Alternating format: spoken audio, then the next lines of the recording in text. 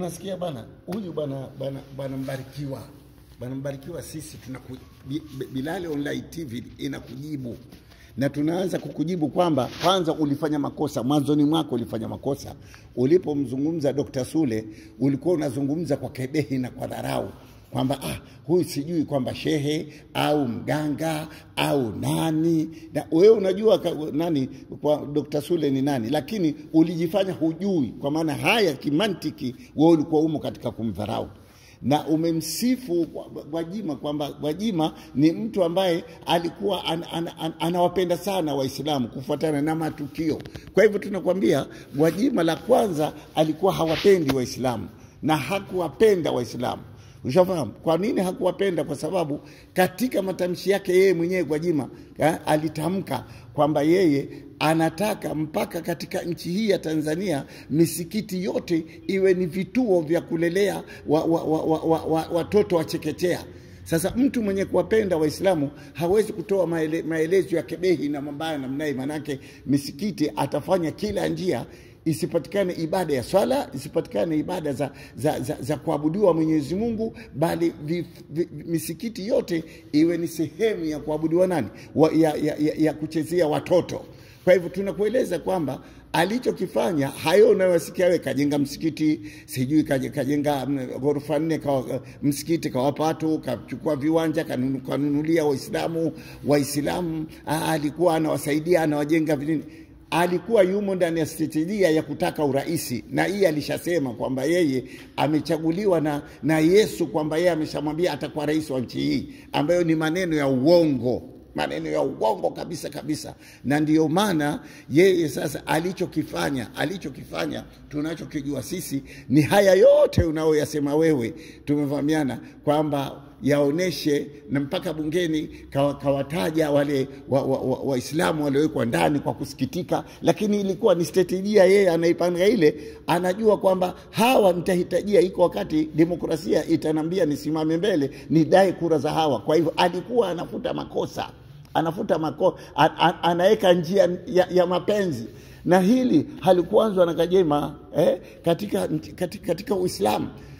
Tunao taarifa kwamba watu walikwenda kwa Mtume Muhammad wakamwambia, ya Rasulullah, sisi tumeshasikia Uislamu ni dini nzuri na we ni mtume wa haki. Kwa hivyo tunakuomba katika sehemu yetu fulani kuna watu wengi wameshaingia ndani ya Uislamu, lakini hatuna walimu. Kwa hivyo tunakuomba wewe tafadhali tupe walimu. Bwana Mtume sallallahu alaihi wasallam akaona kwamba hawa ni watu wazuri, akawapa walimu. Walipofika majabalini huko mbali, wale watu waliwaua walimu wote. Wale waliopewa walimu waliwaua wote. Unaona sasa? Kwa hivyo hii kusema na kutenda mwanzoni, hapana.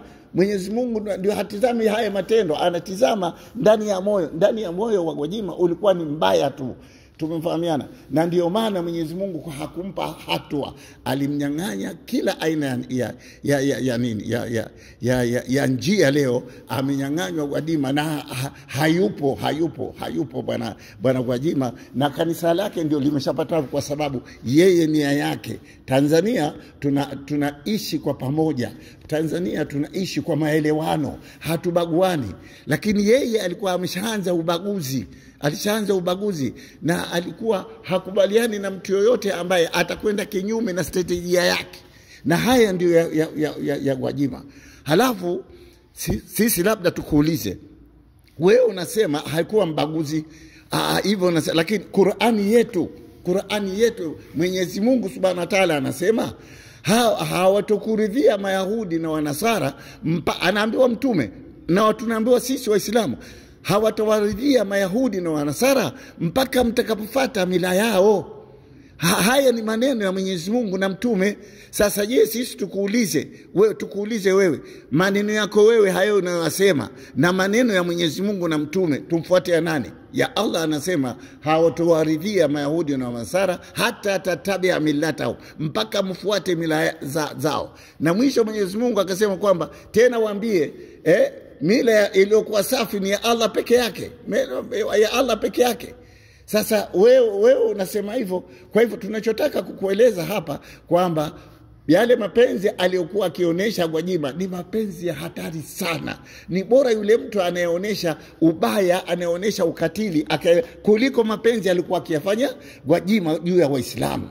Na ndiyo maana yeye akawa yuko tayari avunje umoja uliopo sasa hivi, Waislamu kuelewana na Wakristo kuelewana. Yeye alikuwa jumu katika kuuvunja, na ndiyo maana Tanzania haikumkubalia. Kwa hivyo tunachokueleza kwamba ujue kwamba uelewe kwamba, na hii tunakueleza kwa kifupi tu, lakini kwa kirefu tutatoa baadaye. Kwa hivyo tunakueleza Gwajima hakuwa mtu mzuri kwa chama na serikali. Gwajima hakuwa mzuri kwa Waislamu. Gwajima hakuwa mzuri hata kwa Wakristo, hakuwa mzuri. Na kama Gwajima angepata akawa yeye ana nguvu katika nchi hii, hata makanisa halengesimama kanisa lolote zaidi ya kanisa lake. Kwa hivyo hiyo uelewe bwana.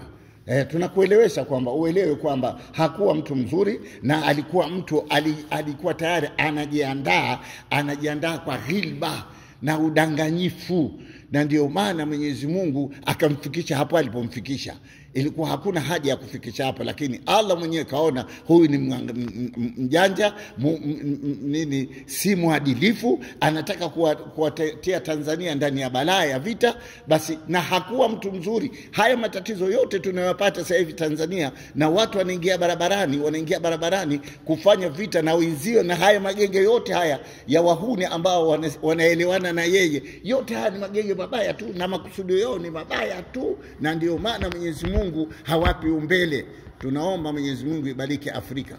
Na kama hujarizika na haya, bwana mkubwa, tunakujibu. Kama hujarizika na haya, basi ujue mara mwisho kasema Mwenyezi Mungu mwenyewe, tutakueleza, hawezi akaridhika Gwajima na Waislamu akawapenda Waislamu, mpaka na Waislamu wenyewe waingie ndani ya waingie ndani ya kanisa lake. Na ndio maana akasema nitafanya kila njia misikiti ya Waislamu yote igeuke kuwa vituo vya kulelea watoto, sio vituo vya ibada. Je, haya nayo ni mapenzi ya kuwapenda Waislamu?